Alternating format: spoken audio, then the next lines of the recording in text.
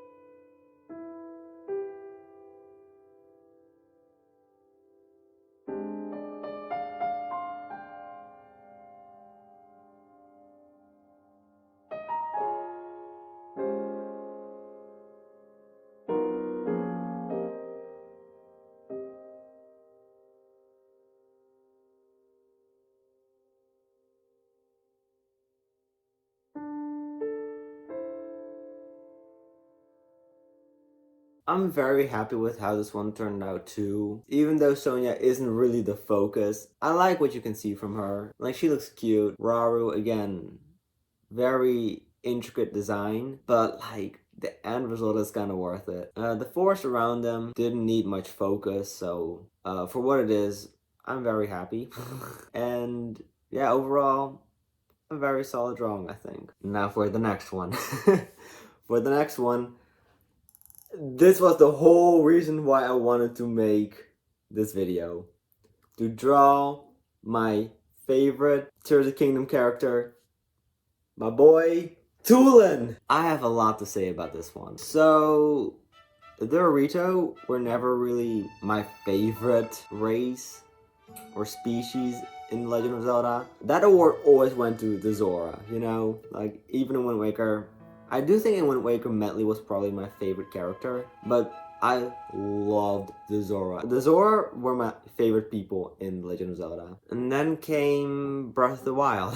First of all, Breath of the Wild did something that no other Zelda game could before it, and that was make me really love every single race. And just through the champions like Urbosa, Mipha, Daruk, and Revali, I love all of them. And that's when I kind of started to struggle because I really love Mipha, and this might be a hot topic, but I really love Revali. And it was also the game that introduced Teba or Teba, whatever. So yeah, that made me really realize like, ooh, the Rito are pretty cool, especially with like their archery skills. And then I saw Teba's son, Tulin, and he looked absolutely horrible. I did not like Tulin's design in Breath of the Wild. I don't know, people kind of think he's cute, but I thought he kind of looked ugly. But skip to Tears of the Kingdom, and this was the first regional phenomenon that I did, and I just saw Teba and Saki,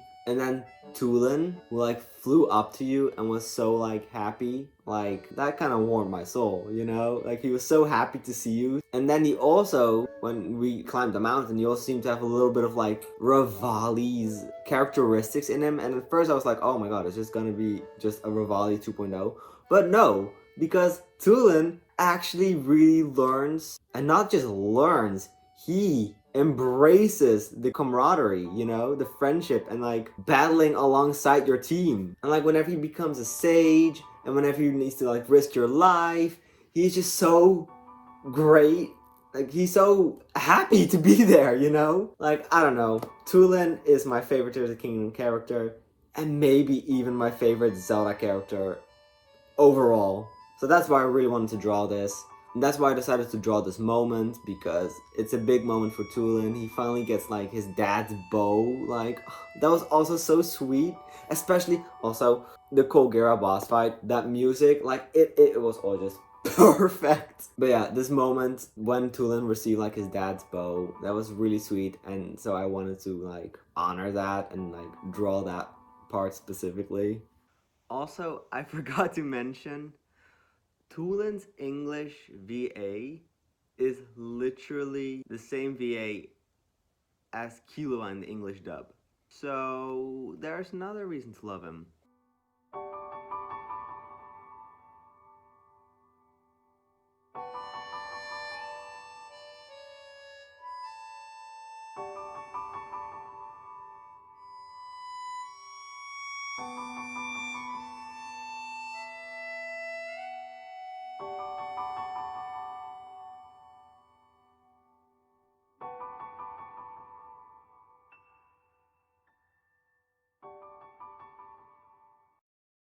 So, I kind of went on a rant with that one, but I warned you. Anyway, let's talk about the drawing.